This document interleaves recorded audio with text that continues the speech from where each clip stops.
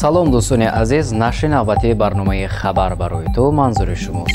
Вақтҳои охир майли ҷавонон ба телефонҳои гаронарзиш асосан ба насли Apple яъне iPhone зиёд аст.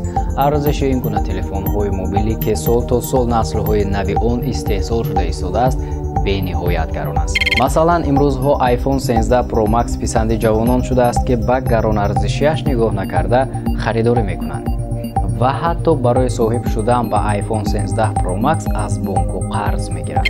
нархи iPhone 13 Pro Max ро дар интернет-мағозаи Alif Shop дида баромадем ки 14700 сомонӣ нарх гузорӣ шудааст. Як дақиқа, агар ман ин маблағро медоштам, як ҳафта ба Дубай мерафтам. узр, албатта ин фикри шахсии ман буд. Бар ивази iPhone 13 Pro Max шумо метавонед барои рӯзгоратон 183 килограмм гӯшт харидорӣ намоед, ё ин ки барои 4 сол маблағи таҳсили донишгоҳатонро супоред.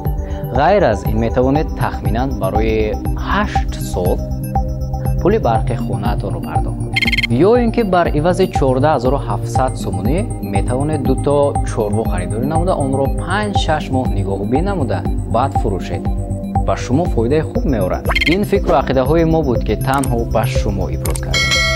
боқи интихоб дар дасти худи шумост. хоб, агар ки шумо 14700 сомонӣ медоштед iPhone 13 Pro Max харидорӣ мекардед ё ба ҷои лозима сарф мекардед? фикру ақидаҳоятонро чун ҳар вақта метавонед дар комментария нависед. бо шумо будам ман Солеҳ Нуралиев. то хабарҳои оянда, дӯстони азиз.